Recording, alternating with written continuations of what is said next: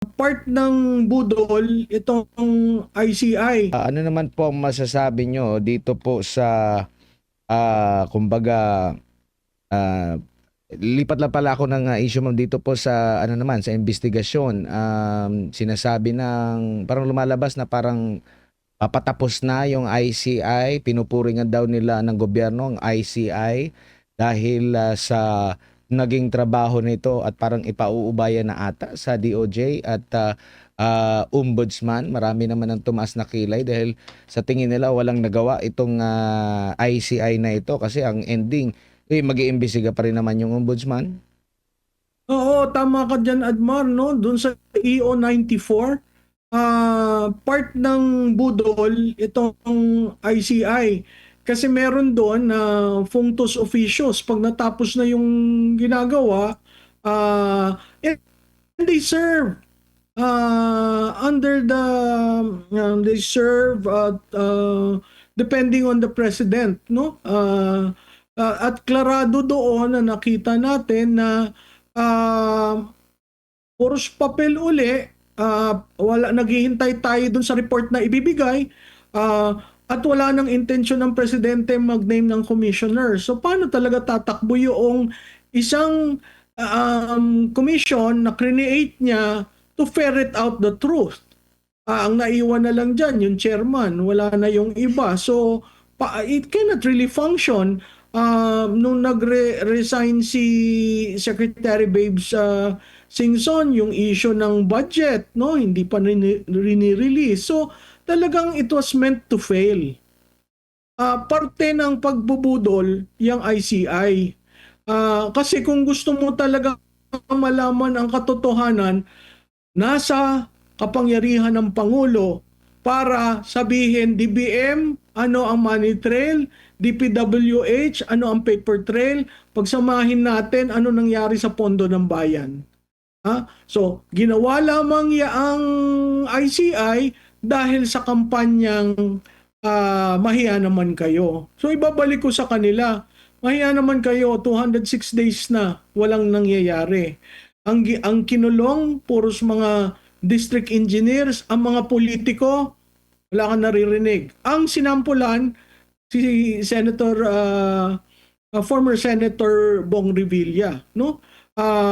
At ang sinasabi nga ni Senator Bong Revilla, walang due process kasi hindi naman nag-trial, may warrant of arrest kaagad at kasi daw hindi bailable yung kaso. So hindi tayo klarado ano yung nangyari kay Senator Bong Revilla. Dahil na-alarm na sila at ang taong bayan ay naiinip na, kailangan nilang hindi lang dilis, magkaroon ng medyo malaking isda. Kaya si Senator Revilla yung ginagawa ngayong poster boy. Hindi ko alam kung sino susunod dyan, pero sa tingin ko, walang taga House of Representatives. At hindi rin sa tingin ko sasabihin kung sino talaga ang mastermind, kung sinong kumita ng malaki.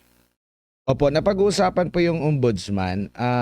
Kamakailan lang yung parang nag-conclude na po mismo ang ombudsman dito kay Congressman Leandro Liviste. Gaano po kadelikado yung mga ganyan, ma'am? Kasi ang ombudsman, parang ano din yan, di ba? Piskal na dapat nakapiring din yan, nagdadala ng timbangan. Pero hindi pa nga nag-uumpisa, parang sinasabi pa nga niya na nag-iimbestiga pa, pero nabanggit na niya yung walang kahihiyan. Batang-bata pa, ganito, ganito, ganyan na. Prof. Alam mo ang problema, Admar, marami sa kanitang salita ng salita sa media eh. Kung titingnan mo,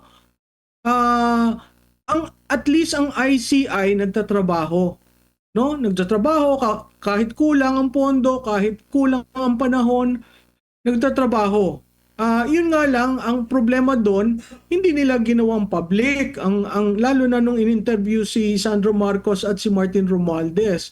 Pagdating mo naman sa Ombudsman at sa Senado, abay pa iba-iba ang storya. Komentaryo ng komentaryo, halos makipaglaban sa hindi sumusunod sa kanya. At nasabi pang F you all.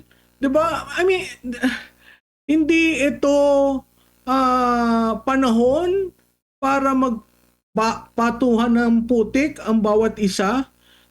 Panahon na pakinggan nyo ang taong bayan, naghihintay ang taong bayan, sino ang mastermind, sino ang kumita, nasaan ang pera namin, bakit hindi nagawa ang mga proyekto. Yun lang naman eh. Sa Senado, sinabi tapos na. Tapos biglang nag-reconvene. Nung nag-reconvene naman, tinatanong, iba ang sumasagot, hindi yung tinatanong. Makikita mo ang depensa. Depensa sa Pangulo, sa Senado, pagdating sa Ombudsman, depensa rin sa Pangulo. So, kung titingnan mo, impenetrable, hindi mapasukan yung circle na yan. So, the design was really to protect the president. But who started the investigation? Who claimed to be an anti-corruption advocate? Yan ay galing sa BFF ko. Parating sinasabi, ito lang ang Pangulo na nagsimula ng anti-corruption ganyang scale. So, itatanong ko rin, nangyari yan sa administrasyon mo. Ibig mo sabihin, hindi mo alam? Yun naman ang isang pambubudol uli sa public. Kasi walang naniniwala na hindi alam ng Pangulo ang mga nangyayari.